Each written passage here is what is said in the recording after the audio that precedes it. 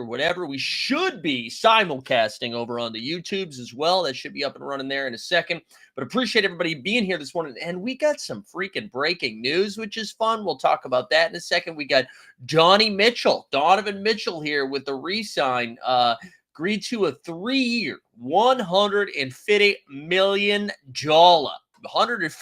million extension. That's a little max action, includes a player option for the 27-28 season. We'll talk about that here in a little bit. We'll talk about some of the other moves yesterday. Let's clean up some business here for a second. Just a reminder, right? Just a reminder, we're here today. No NBA bit tomorrow, and then we'll be back on Thursday, and then most likely Friday too, depending on everything that's going on. Also, we fired out a video yesterday, and if you missed it, please go check it out. It's on our Ball is Life. We're going to talk a little bit about what the video is about today anyways, but with the announcement that the Celtics are putting themselves for sale here. They're putting themselves for sale, so we'll talk a little bit about that as well. Who do we got here this morning? I see Patrick Coyne in the chat. We got Falconia's up in here. Matty Harrison. We got the Sneep Scott. Ricky Ricardo. Stan Love's up and Adam. Chiefs here. Boston Base. Biggest. Snoopaloop. We even got a visitor here too. So if this is your first time tuning in to the Team Hold experience, do me a favor and join the room. I also don't know if we have anybody over on the YouTubes, but if you are, why don't you come on over, baby, and join the playback action. All right, let's. What do you guys want to start with? We should start with Donovan Mitchell here first. Here's the question I'll throw at you guys since I'm reacting to this in real time.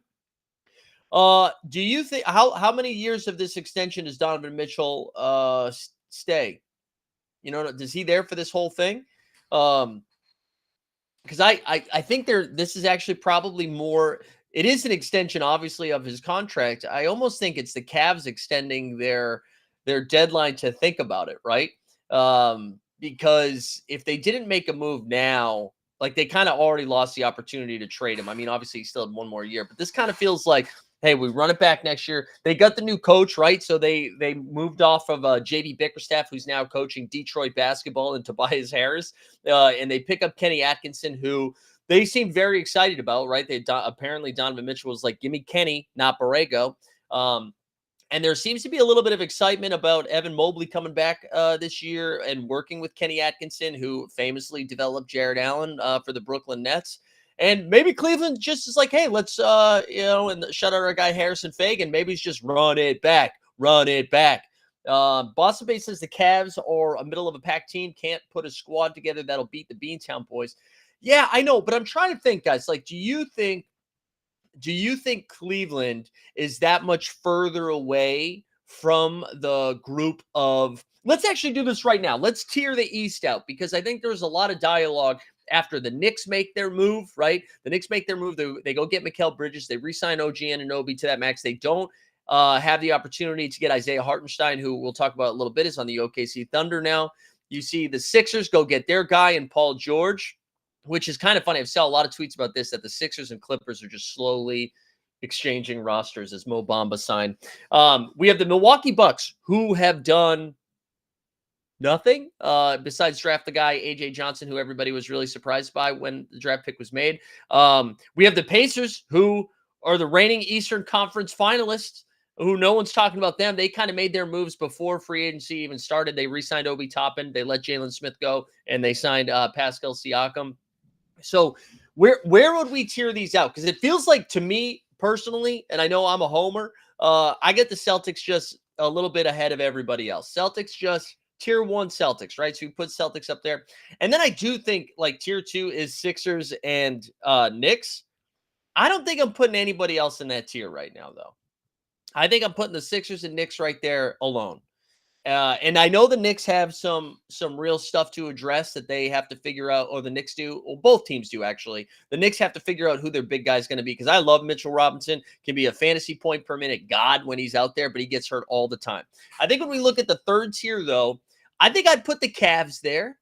I think I'd put the Bucks there. And I think I would put the Pacers there.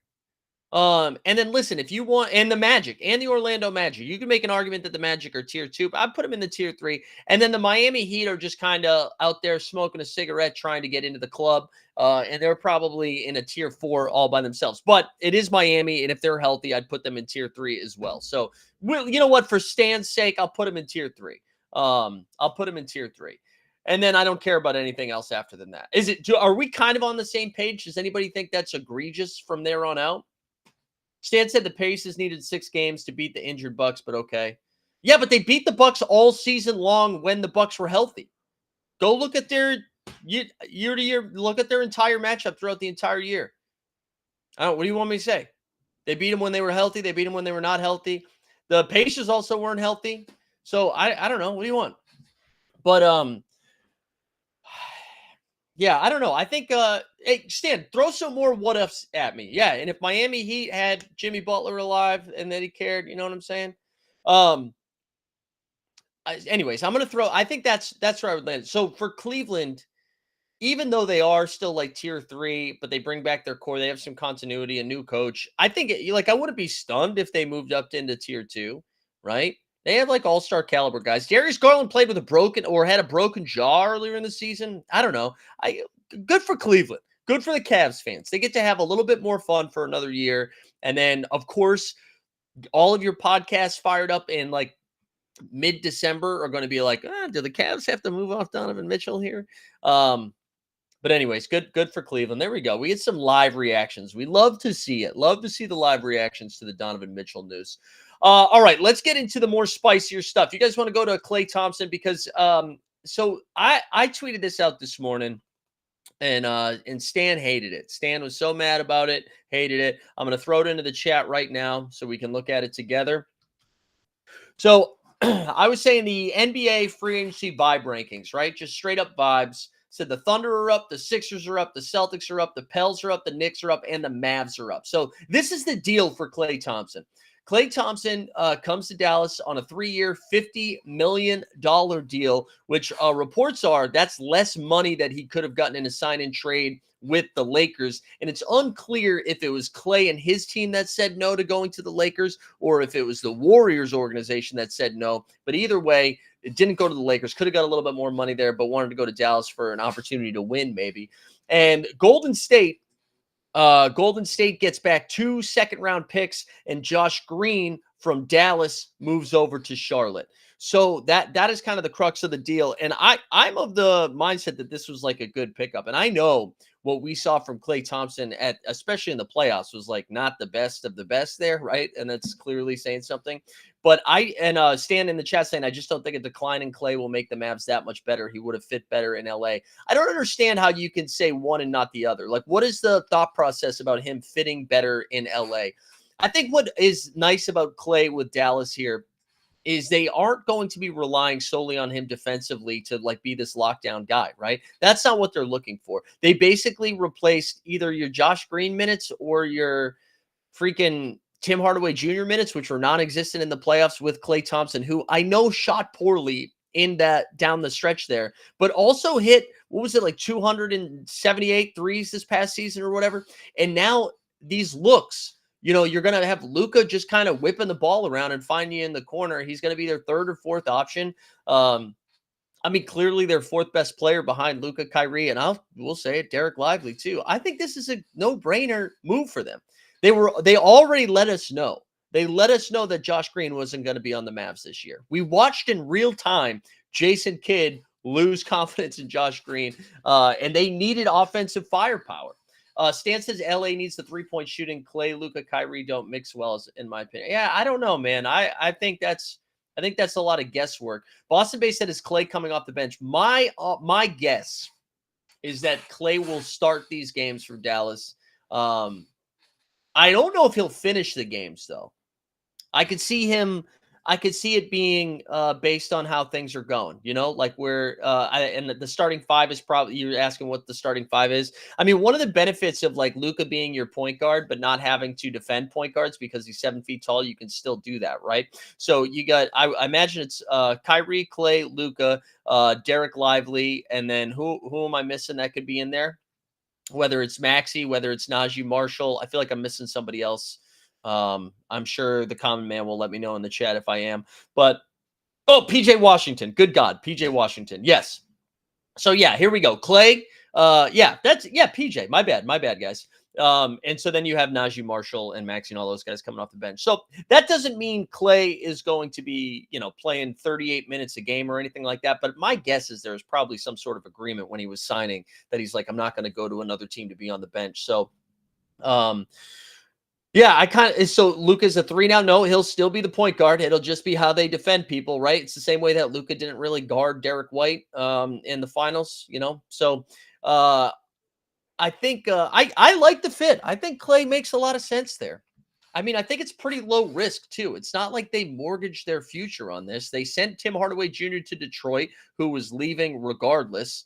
And Josh Green, who they like, that's what you risk. I think what's kind of crazy is you look at Golden State and they turned Jordan Poole's contract, Klay Thompson, and Chris Paul into 2 second-round picks. I mean, Golden State has got to be so the fan base is just melting in real time too. Everybody's mad at Klay, like it's Klay's fault that they're in this situation. And Boston Bay says they must have money now. Not really. They have some room, but not to make a crazy move. And now the whole dialogue is, where does Lauri Markkanen go? And Warriors fans have talked themselves into talk themselves. Hold on, Stan, bring that back up in a second. They've talked themselves into that they have the best package for Lauri Markkanen. I'm sorry. I don't know if you guys are familiar with Danny Ainge, but he doesn't do favors and trade deals. He very rarely, if never, loses a trade deal. So I don't see a package that makes sense for Golden State that's going to get the Mormon community thrilled. And meanwhile, you look at San Antonio. San Antonio has Minnesota's picks. They've got some young talent that they can move off of. That to me seems way more enticing than Moody and all of that shit. So to me, Lauri would be the favorite to go to San Antonio because if they do get into a bidding war, which is the only reason Danny Ainge is let's put Lauri on the market. He sniffed what Mikal Bridges got, and then he was like, let's see if we can get this going. Also, another person had entered the Lauri Markkanen chat I saw in a report yesterday. The Minnesota Timberwolves. I did not know the Minnesota Timberwolves had any assets left because Utah already has most of their picks. And then the picks that Utah doesn't have of Minnesota, San Antonio now has from this most recent draft. So, yeah, me personally, I'm rooting for Lauri Markkanen to go to the Spurs because I think that would be super fun basketball.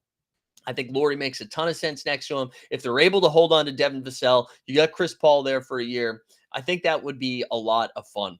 But yeah, I don't think Golden State has a move in them. And listen, if Golden State had to move off of, because this is what the deal would have to be, some shit like this. It would have to be I'm sure Wiggins, because they're going to have to extend Lauri when they get him. So or Lowry. I think I'm supposed to say Lowry. They're going to have to extend him. So that means Wiggins is probably in this deal. And it's not like Utah's jacked up about Wiggins. They're going to want some other assets too. So it's going to be like Kuminga, Moody, and some picks or something like that. So you're telling me Draymond, Lowry, Steph Curry, and the pod god, is that taking you anywhere in the Western Conference? I mean, and the Lakers, who Stan says Lowry to Denver seems like a good fit. Yeah, that would make a ton of sense too. And I just don't know what assets they have that Utah would be excited about. Because it would have to be Michael Porter Jr. I'm assuming, and I don't know if Utah wants to take on that Michael Porter Jr. contract at $40 million a year, which is kind of nuts. But yeah, I agree with you though, Stan. That would be a really good fit there. But yeah, back to that tweet that I shared too, to look at the teams that are the bad rankings or the bad vibe rankings. And we just talked about the Warriors and now the Lakers, who just threw a ton of money for Klay at Klay. And he said, no, what moves do the Lakers have left? Because I mean, I don't know. DeRozan is still looking for a landing spot. And the Clippers, I am assuming, are a favorite to go get him because I don't know if the Lakers are going to have enough wiggle room to bring on DeRozan, unless DeRozan wants to take a discount here. But I can't imagine DeRozan wants to do that. And then you think about like LeBron still hasn't been signed yet. And so LeBron's whole stance was like, if I'll take like a $20 million pay cut, if you're able to get one to two like real meaningful pieces. And the pieces that were listed, I saw the Hoop Collective talked about it a little bit yesterday in their podcast. Those pieces were Jonas Valanciunas, who's on the Wizards now, James Harden, who's re-signed for the Clippers, and Klay Thompson, who's now on the Mavericks. So, like, now we're in this weird place where they don't even have LeBron signed right now. And I think, yes, LeBron is probably going back to the Lakers. But if they're not able to get those meaningful pieces, he's no longer taking a discount. And that means you're paying LeBron $50 to $60 million a year for the next 3 years, because that's what he's looking for, like 3,180, 3,170, something like that. Getty was saying, "What's up, Getty? Good to see you, man. Is Trey still on the Lakers? Still on the table for a shot for the Lakers?" I mean, possibly. I saw Trae Young tweet out the prayer hand emojis yesterday, so maybe Trae Young is still on the table, which would probably be D'Angelo Russell would probably have to be in that, along with a ton of picks. And I guess I mean Trae Young would make a little bit more sense there. I think that would be a more meaningful move that could get LeBron to take a pay cut. But I mean, they're just hoping and praying at this point, right? And also, I don't think Atlanta has their own first round pick this year. So I don't know if they don't, right? The Spurs have it, I think. So I don't think they're even incentivized to suck. So if they're going to move off of Trey, I don't know. I don't know what the Lakers are going to do, man. Falcone saying DeMar's definitely going to the Lakers. The thing is, though, I don't know if they're going to have enough wiggle room to pay DeMar what he's required, you know? But those are the two pieces that are left to move here, because it does sound like Lauri Markkanen is definitely moving, and DeMar DeRozan is the other one, is definitely on his way out. So I don't know. We'll have to see. We'll have to see what happens. And Stan, I wanted to go back to your point. Oh, you had two good comments in here, Stan. The first one about Derek Jones Jr. being missed. I agree with you to a certain extent, but he was on a discount. He was on a discount, and then he's no longer on that discount now that he's getting paid $10 million a year by the Clippers. So I think Derek Jones Jr. was nice, but the Mavs were tight a little bit. And then the other thing was you don't really like Westbrook in Denver. You know what's funny? I do like Westbrook in Denver if they, because he's absolutely an upgrade from Reggie Jackson, who is now on the Charlotte Hornets, which the Charlotte Hornets roster, I mean, chef's kiss. We've got a bunch of weird stuff over there. So they do need some 3-point shooting, and I don't know. I don't know what they do. I don't know what they do to surround, because they don't. I mean, they let KCP go. I mean, we should talk about Denver for a second. I mean, what an embarrassment right now. Like just refusing to spend any money and like put them. And I tweeted this out yesterday, but the biggest difference between the last two NBA champions is how they handled their checkbook. Because you've seen Denver let Bruce Brown go, which I know is a little bit trickier than the situation currently this season. And then they just let Kentavious Caldwell-Pope go. And we talked about it a little bit yesterday with Weisberg about how, like, you can see the front office trying to do a little bit of spin zone, how they may have offered KCP a little bit of a deal close to what Orlando did. But then Zach Lowe came out and said that was horseshit. There was no true there was no truth to that. And Stan saying Denver doesn't get any ring chases for a discount. I know. Well, it is kind of weird that people just keep leaving and they're not spending any. So that's how Denver's handled it. And to pivot to some of the Celtics stuff, Derek White got a 4-year, I think it was $126 million extension yesterday. And then Tatum got a supermax for $314 million. At some point during Tatum's contract, he's going to be making over $70 million a year. And starting next season, the starting five for the Boston Celtics, Derek White, Drew Holiday, Jason Tatum, Jaylen Brown, and Kristaps Porzingis, who won't be starting till January because he's recovering from surgery, are all going to be making $30 million plus a year. And Listen, I know there's so much in the collective bargaining agreement and the second apron and blah blah blah. And I very rarely feel bad for billionaires, and it's probably going to be a nightmare to figure this out in 3 or 4 years. It was nuts to me that in between Derek White getting an extension and Tatum getting the supermax, Wick Grousbeck of the Boston Celtics said, "We're selling the team." I was stunned by that, and it made me I put that video out again yesterday, which please go like this and comment and all that shit. Please go do all that stuff. I thought that was pretty surprising, and I think we're fresh off of Mark Cuban selling the Dallas Mavericks, right, or selling majority stake, whatever that means. And the Celtics came out and said they plan on it's going to be similar to what Minnesota was doing, which I'm fascinated to see how the NBA responds to that because of how much of a shit show that Alex Rodriguez thing has been. But that over the next couple of years, they're going to slowly sell off the team, and then in 2028, I think Wick said he'll be done with the team.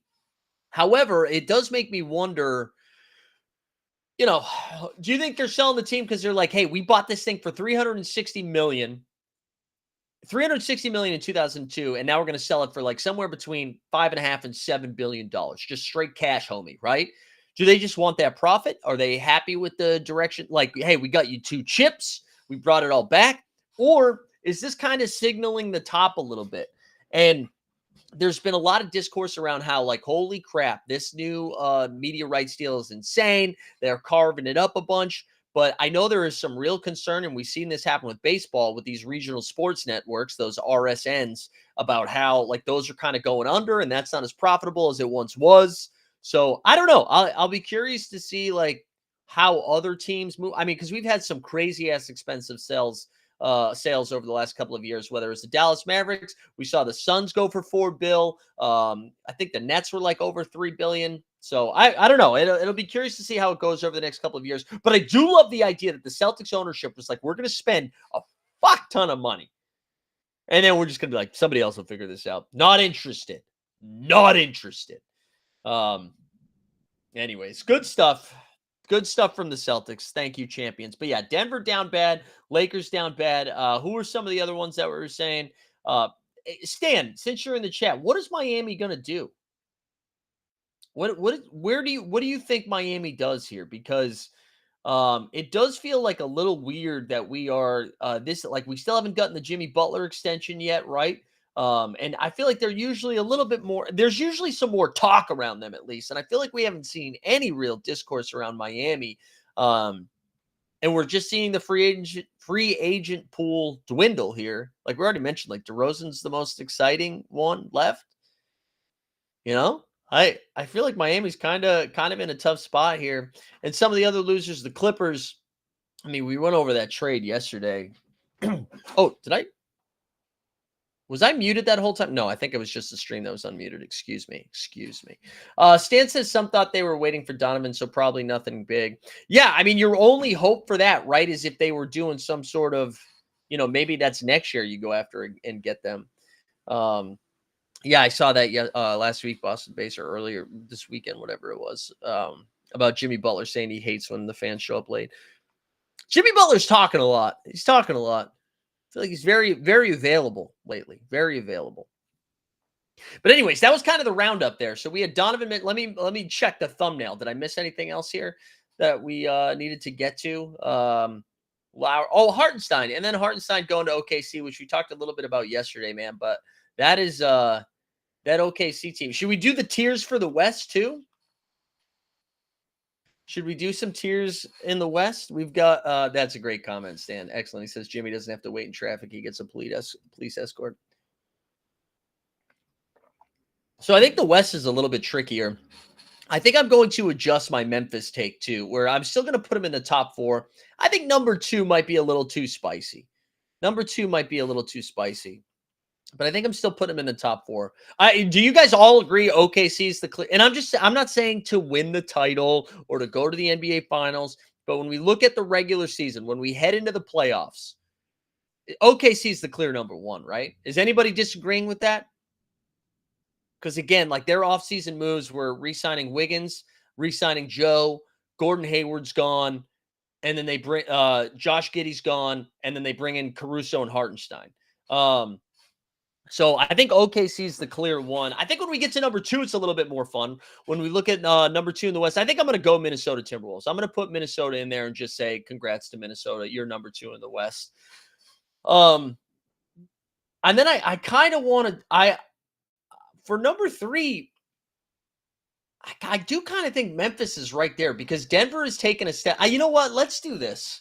I'm going to put Memphis number 3. I'm going to put Dallas number 4. I'm going to put Denver number 5.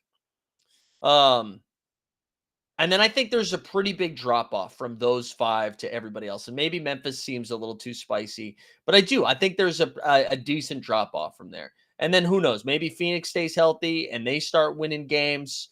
I feel like the Pelicans, depending on what they could do, they could be up there. Hold on, let me pull this up quickly. Right, because let's actually go the other way. Let's do this the other way here. Let's start at the bottom, and now we're here. I think the Trailblazers are still clearly puffing their chest out, the worst team in the league. I think the Jazz are right there behind them. All right, those are the 2 worst teams. If Golden State makes no more moves, I think they might be the 3rd worst team in the West. If this is the roster they're rolling out, I think I would put the Blazers worse than them, and the who did I say? And the Jazz worse than them. I don't think and this is good too. Chief says if San Antonio gets Lowry, where do they land? It's a great point. I think they'd make the play-in. I really do think if they don't have to lose Vassell. If they have Vassell, the rookie Castle, Chris Paul, Wemby, and Lowry, I guess I would need to know what else goes out in this trade. But I mean, that's like 2 all-stars on your team. That's 2 all-stars, and it's like shooting, which needs to be surrounding Wemby. And I do think Wemby's going to be like top 5 in MVP this year. So I kind of like it. Stan, too, saying Sack is with Ingram is pretty intriguing if they keep Keegan Murray. I do, yeah. I think that's pretty spicy, too. But if the Warriors don't make any moves, if this is the team they're rolling out, they are the 3rd worst team. I mentioned, and we'll go back to the top here. OKC's up there. In whatever order you want. OKC, Minnesota, Memphis, Dallas. Yotza was saying, why are you taking the Grizzlies over the Mavs? I just mean in the regular season. I think we forgot how talented the Grizzlies were when they were healthy. We saw John Morant take a gun out and then get hurt. We saw Marcus Smart missed the whole season. Desmond Bane missed a chunk of the season. Jaren Jackson Jr. is playing 55 minutes a game. But now what we did learn from Memphis last year is they do have some pieces that got to show themselves a little bit. And Vince Williams Jr. and Gigi Jackson. Brandon Clark comes back. I don't know. I feel like they are going to win a ton of regular season games. They're going to be pissed off. I'm not saying they're going to the finals. I just mean in the regular season. I think they're going to win a ton of regular season games. And I think a lot of these teams in the West kind of took a step back outside of OKC, Minnesota, Dallas, and Memphis. Like, look at the team. You think the Lakers are going to finish ahead of Memphis? I don't think, I don't really trust Sacramento, although Brandon Ingram is intriguing. So these are the teams that are ahead of Memphis heading into the season after what we saw last year. The Jazz, they're going to leapfrog the Jazz. The Rockets, they're going to leapfrog the Rockets. The Warriors, they'll leapfrog. The Lakers, they'll leapfrog. The Suns, they'll leapfrog. The Clippers, they'll leapfrog.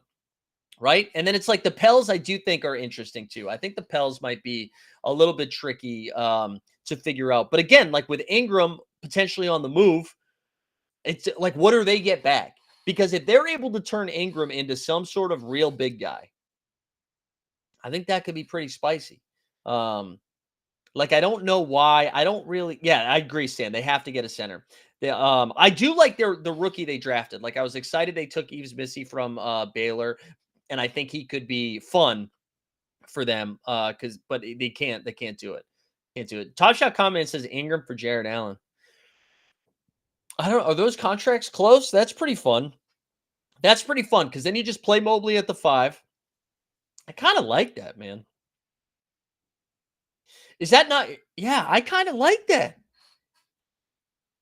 I don't know. The trade machines are all fucked right now where I feel like none of them work. Ingram for Jared Allen is a little spicy. Who would say no to Ingram for Jared Allen? Boston Bay says, nah, Allen. But clearly that hasn't worked in Cleveland, though, right? It addresses both needs. I kind of like it. I kind of like it. Although I will say that's a lot of guys that need the ball in their hand for Cleveland and Garland Mitchell and Brandon Ingram. But yeah, I mean, if the Pels get a center, that's what's great. So let's see how many teams could be in the top 4 in the West. Like, you know what I'm saying? I don't know. Like OKC, Denver, Minnesota, Mavs. Like, if you told me the Pels get a center, I wouldn't be shocked, right? Kings, we saw Kings aren't far from finishing second in the West. I already threw Memphis in there. So 7 teams. I don't know. Clippers are fucked though too, right?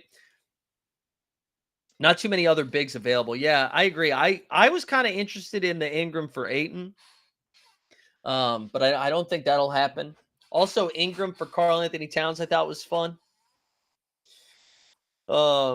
I thought both of those were kind of spicy, but I know there's been a little bit of smoke of Brandon Ingram going to Sacramento. I just don't know what they would get back from Sacramento that would make it exciting for Ingram unless they were turning around and taking those assets from the Kings deal into another deal. You know what I mean?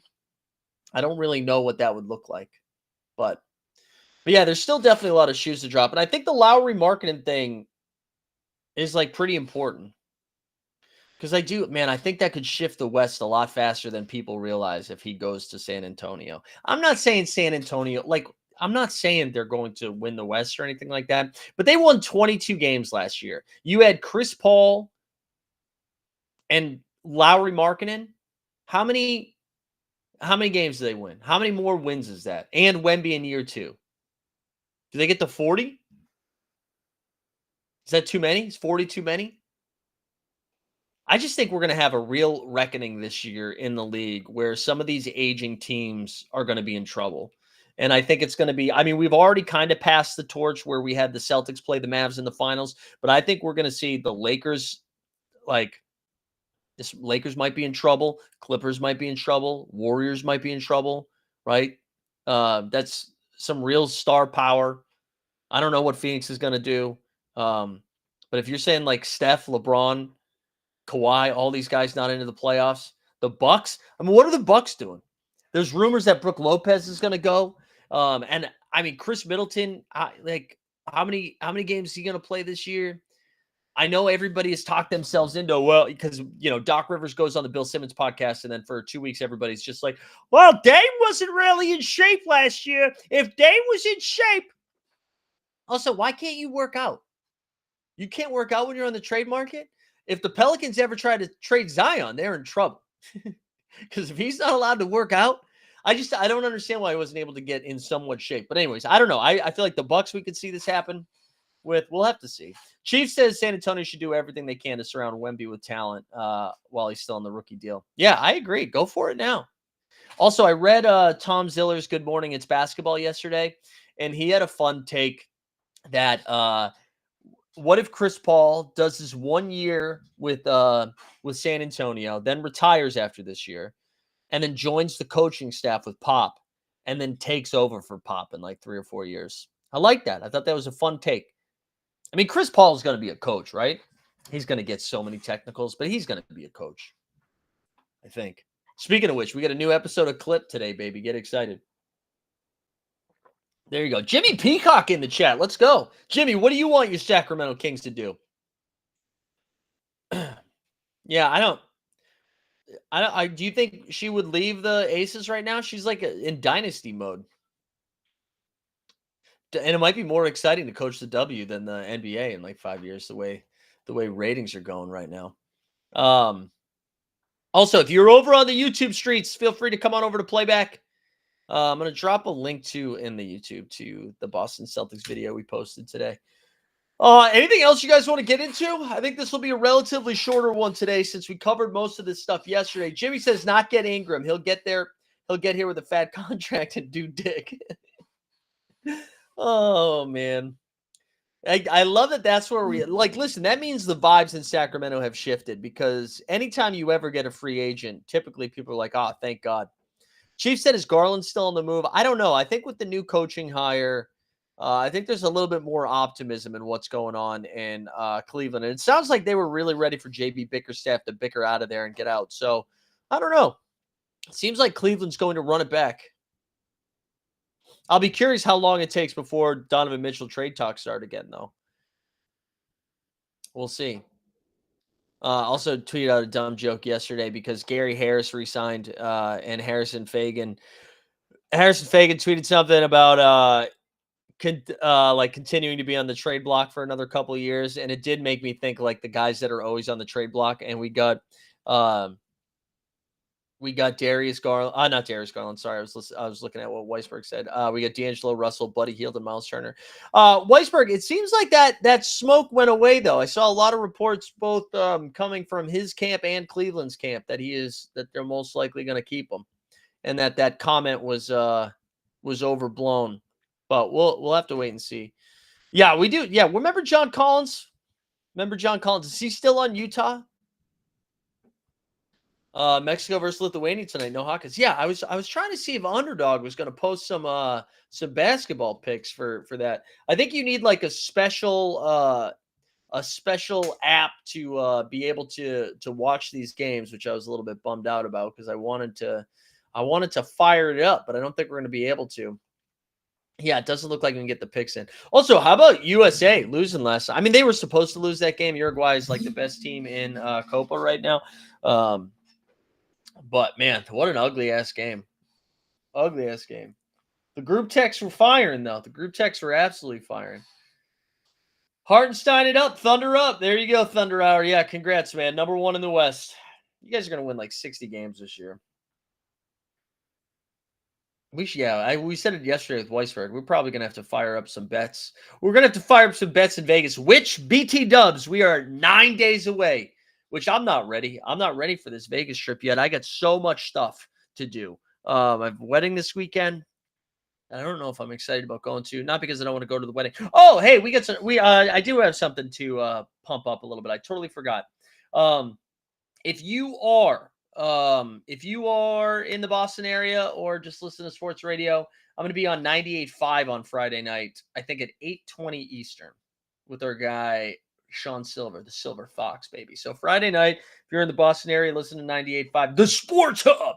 I'm going to be on that. I don't know what we're talking about yet, but I'm jumping on Sports Hub on Friday night, which is exciting. It's about a year ago this week, I think is when I did it last. So check that out. Comment said Berhalter should have been fired in the 96th minute. Yeah. Or at halftime. Just fired him at halftime. I would have been fine with that. Yeah, Tesla. I'm moving back into Web 2. I'm investing in Web 1, actually. Patrick's saying, do we have a rough head count? I don't know. I know we got our guy D-Rose is going to be out there. Boston Base and Common Man are both being bullied into going. J.J.L. Smith's going to be out there. Patrick's going to be out there. We got Weisberg out there, JBB, AJB. I don't know. We're probably in the 15 to 20-ish range. I know there's more that I'm blanking on, but we'll have some more people out there for Summer League. I think the plan is going to be to do the happy hour on Saturday afternoon. I think that's going to be the move. So like after we'll be able to get some basketball games in, go do a little happy hour action, and then people can have their night if they want to and get into some trouble. And then I'm definitely going to Summer League games, definitely Saturday, Sunday, Monday, and then maybe on Friday, depending on what the morning looks like. But I would like to go to the No Dunks live show at 4 p.m. on Friday, which is free. So if you guys are out there, or if you're still thinking about it, I saw flights didn't look too spicy, so they were good. The golden generation of USA soccer is hilarious. I didn't know they were throwing that term around. That was really funny. It was one of the few times I enjoyed tuning into Alexi Lalas last night, but normally he's a clown. Also, it was fun to collectively come together and bully Fox Sports to change their camera angle halfway through the game. That was hilarious. I don't know if people were watching that, but I thought I made a clever joke about how the camera was coming from the moon, and then I saw 4,000 other tweets about it. So it wasn't a good joke, and I'm embarrassed about it now, but it is what it is. We get some W games tonight too. We got Caitlin Clark versus the Aces. I don't know if people are fired up for that. That's at 9:30 tonight. Liberty, best team in basketball right now. That's exciting. Borland's Minnesota Lynx right behind it. Although I think Connecticut won last night. Steve said I'll most likely be taking pictures of ghosts again tonight on playback around 8 p.m. There you go. You had another W. Yeah, I missed the W parlay last night. I had one that was Brianna Jones over 6 first half points and she gets to 10. And then Natasha Howard had to get to 22 points and rebounds. She had 15 at halftime and ended at 21, which was brutal. Weisberg, I've only done 4 double dribbles. I've been mostly drafting football on Underdog right now, and that has more to do with the fact that it takes forever for these NBA double dribbles to fill up. Rightfully so. We're still so far out. Maybe now that free agency is starting, it'll pick up a little bit more, but it's just taking too long for those to fill. So we'll do either maybe tomorrow afternoon we'll do like a Underdog / So Rare show. Normally we do it on Friday, but I think I'm gonna do it on Wednesday because I just don't know what time I'm leaving on Friday to head back to Massachusetts. I think I'm getting some golf in Saturday before the wedding too, which is pretty exciting. Now that I have had 2 weeks off from golf, I'm ready to play again. Anybody got any good 4th of July plans? I keep forgetting it's this week. I know my wife's place the bar is hosting some event that I'll probably end up going to because I need to do something. Tobias will make $3 million. 300? Is that supposed to be 300? Snoopaloo? Yeah, I didn't even look at the Top Shot packs. I didn't look at that. I did not look at that at all. Also, if you're a visitor here over in the playback streets, do me a favor and join the room. What are we at right now? 820, baby. 820, trucking along. Yeah, make sure you go do that. Just going to a lake to pickle my liver. There you go. Have fun with that. 4th of July will be surviving 111-degree heat in Sacramento. Wow. Snoop's heading north with the family. That's nice. That's nice. Also, Tesla, how was Canada Day? Any other Canadians in the chat? You guys do well. We got some construction happening outside. That's great. They have been working on the house next door to us forever.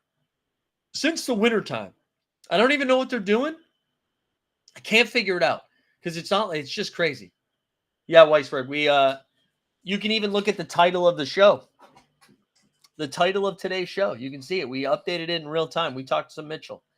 And then the main takeaway was how long it'll be until he's in trade talks again. And we said either 1 year or 2 years. But it's coming. It's coming. I'm excited, though. I think it feels like, man, can you guys hear that right? It feels like the East is shaping up into man, it sounds like they are drilling right. I might have to go out there and throw some stuff. I don't like this.